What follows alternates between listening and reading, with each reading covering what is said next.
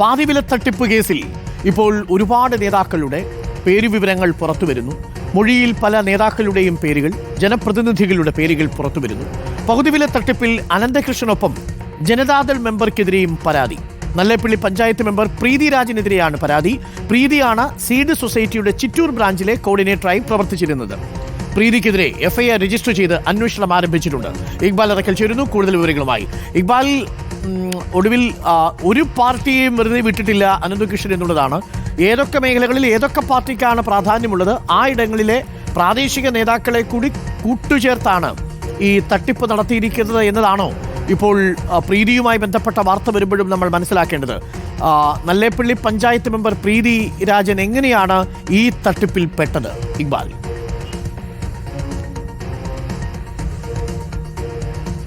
അരുൺ, ചിറ്റൂർ എന്ന് പറയുന്നത് ജനതാദളിന് ഏറെ അവർക്ക് ഒരുപാട് മെജോറിറ്റി ഉള്ള ഒരു മേഖലയാണ്. ആ മേഖലയിലാണ് ജനതാദളിൻ്റെ നെല്ലേപ്പള്ളി പഞ്ചായത്തിലെ വാർഡ് മെമ്പറായിട്ടുള്ള പ്രീതി രാജനെ തന്നെ സീഡ് സൊസൈറ്റിയുടെ ഈ ചിറ്റൂർ മേഖലയിൽ കോർഡിനേറ്റർ ആക്കിക്കൊണ്ട് അനന്തകൃഷ്ണൻ ഇത്തരത്തിൽ ആളുകളെ ഈ പദ്ധതിയിലേക്ക് എത്തുകയും തട്ടിപ്പിന് ഇരയാക്കുകയും ചെയ്തിട്ടുള്ളത്.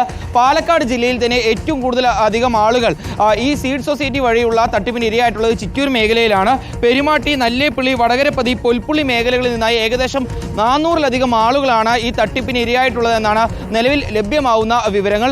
പല ആളുകളും പോലീസ് സ്റ്റേഷനുകളിൽ പരാതിയുമായി എത്തിയിട്ടുണ്ട്. പക്ഷേ ചിറ്റൂർ പോലീസ് സ്റ്റേഷനിൽ രജിസ്റ്റർ ചെയ്തിട്ടുള്ളത് ഒരൊറ്റ എഫ്ഐആർ മാത്രമാണ്. ഈ എഫ്ഐആറിലാണ് ആകട്ടെ ഒന്നാം പ്രതി അനന്തകൃഷ്ണനും രണ്ടാം പ്രതി ഈ സീഡ് സൊസൈറ്റിയുടെ ചിറ്റൂർ ബ്രാഞ്ചിലെ കോർഡിനേറ്ററായിട്ടുള്ള പ്രീതി രാജനാണ്. പ്രീതി രാജൻ നല്ലേപ്പള്ളി ഗ്രാമപഞ്ചായത്തിലെ 8ാം വാർഡിലെ ജനതാദളിൻ്റെ വാർഡ് കൗൺസിലറാണ്.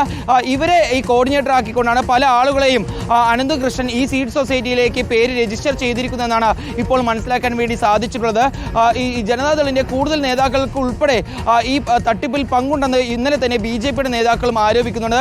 നമ്മൾ ഈ പ്രീതി രാജനുമായി ഇന്നലെ സംസാരിച്ചിരുന്നു. അവർ പറയുന്നത് നാട്ടിലെ ആളുകൾക്ക് ഉപകാരമുണ്ടാകുമെന്ന രീതിയിൽ പറഞ്ഞ് വിശ്വസിപ്പിച്ചാണ് തന്നെ ഈ സീഡ് സൊസൈറ്റിൻ്റെ കോർഡിനേറ്റർ ആക്കി നിയമിച്ചതെന്നാണ്. തനിക്ക് ഈ തട്ടിപ്പുമായി ബന്ധപ്പെട്ട ഒരു കാര്യങ്ങളും അറിയില്ലായിരുന്നു. പല ആളുകൾക്ക് മുമ്പ് ഇത്തരത്തിൽ സ്കൂട്ടറും അതുപോലെ തന്നെ മറ്റ് സാധനങ്ങളും കിട്ടിയതായി അറിവുണ്ടായിരുന്നു. അതിന്റെ ഭാഗമായിക്കൊണ്ടാണ് അല്ലെങ്കിൽ അതിന്റെ അടിസ്ഥാനത്തിലാണ് താൻ ഇതിന്റെ കോർഡിനേറ്റർ